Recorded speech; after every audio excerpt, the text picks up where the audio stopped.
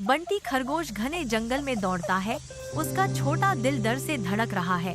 उसके पीछे भयावह परछाइयां लंबी होती जाती हैं, जो किसी अनदेखे खतरे का संकेत देती हैं। परिचित जंगल के रास्ते खतरनाक जाल में बदल जाते हैं। हर मोड़ पर खतरा ही खतरा है।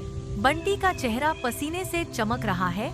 उसकी चौड़ी आंखें शुद्ध अनफिल्टर्ड डर को दर्शाती हैं। धब्बेदार फर से ढका हुआ विशालकाय सियार एक कांटेदार झाड़ी के सामने बंटी को घेर लेता है। उसकी गले से निकलने वाली गुर्राहट हवा में गूंजती है, एक अजीब, लगभग दर्दनाक बेचैनी के साथ गूंजती है। बंटी हंसा हुआ हुक्का के शक्तिशाली पंजे को जमीन खुरचते हुए देखता है। हुक्का की आंखों में दर्द महसूस किया जा सकता है। उसके क्रूर बाहरी रूप के नीचे एक खामोश याचना।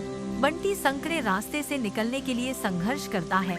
उसके बाल कांटों और टहनियों में फंस जाते हैं। वह आखिरकार हांफता हुआ, भारी हांफता हुआ, कठिन मार्ग से उसके फर खरोंच और अस्त व्यस्त हो गए, मुक्त हो गया। बंटी घने जंगल के रास्ते से दौड़ता है। उसके छोटे पैर एक जरूरी अनदेखे बल से प्रेरित होकर पंप कर रहे हैं। वह चालाक लोमड़ी चिन्नू से मिलता है और उसे घटना का वर्णन करना शुरू कर देता है। चिन्नू तेज, विचारशील आंखों से सुनती है। उसकी निगाहें जंगल के दिल को जकड़ने वाली बढ़ती बेचैनी को दर्शाती हैं। बंटू बंदर डाल से डाल पर उछलता है। जंगल में खबर आग की तरह फैलती है। हक्का का आतंक अब किसी से छुपा नहीं। कभी निडर रहने वाला यह जोड़ा अब एक अनदेखे आतंक से पंगु हो चुका है और भोजन के लिए नीचे जाने की हिम्मत नहीं करता। हक्का का अप्रत्याशित प्रकोप उन पर मंडरा रहा है, जिससे उनकी प्राकृतिक प्रवृत्ति भय में जम गई है। समी बंटू से धीरे से कहती है, हक्का पहले ऐसा नहीं था, कुछ हुआ है उसके साथ क्या? हालांकि हक्का इस सतर्क प्रगति को एक सीधी चुनौती के रूप में गलत समझता है। उसकी सतर्कता बढ़ जाती है। चिन्नू पोको के पास पहुंचती है। उसकी आंखों में उम्मीद है, आवाज में एक गुजारिश। क्या पोको हक्का से बात कर सकता है? नम हवा में तनाव व्याप्त है। दोनों के बीच एक मूक टकराव पनप रहा है। हक्का की डरावनी हंसी जंगल में गूंजती है। उसके पंजे पर उसका कच्चा घाव एक लाल धब्बा है। इससे पहले कि पोको कोई प्रतिक्रिया कर पाता, हक्का भयानक गति से आगे बढ़ जाता है। तेज पंजे पोको के कंधे पर पड़ते हैं, क्रूरता से उसके फर को चीरते हुए। शक्तिशाली भालू अचानक हुए हमले से घायल और चौंककर सदमे और दर्द में पीछे हट जाता है।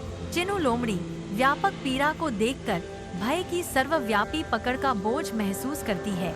चिन्नू को एक कठोर एहसास होता है, इतने भारी आतंक के खिलाफ अकेले लड़ना व्यर्थ है। चिन्नू तारा के पास पहुंचती है, साथ में पोको, बंटी, समी। डर की कहानी सुनाने। तारा ध्यान से सुनती है चिन्नू की बात। जंगल का दर्द, हक्का का आतंक। तारा की आंखें दूर जंगल पर टिकती हैं। वो हक्का का दर्द समझती है, उसका गुस्सा नहीं।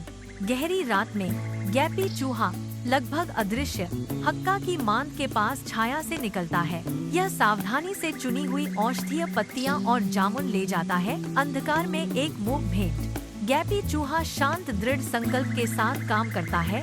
यह सुनिश्चित करता है कि लकड़बग्घा उपचारों की खोज करेगा। गैपी जम गया। हक्का मांद से बाहर आ रहा है। क्या यह गैपी की आखिरी सांस है? हवा स्थिर है, पत्तियों की सरसराहट को छोड़कर, क्योंकि छोटा जीव अपना काम पूरा करता है। रात के अंधेरे में करुणा का एक खामोश कार्य सामने आता है, जो हक्का के लिए एक आशाजनक इशारा है। भोर होते ही वे सब एक साथ चलते हैं, हक्का को डराने के लिए नहीं, बल्कि उन्हें यह बताने के लिए कि जंगल सबका है।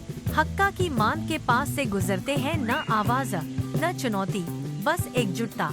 हक्का को मांद के बाहर पत्ते और बेर मिलते हैं। किसने रखे, क्यों रखे? दर्द कम होता है और उसके साथ गुस्सा भी।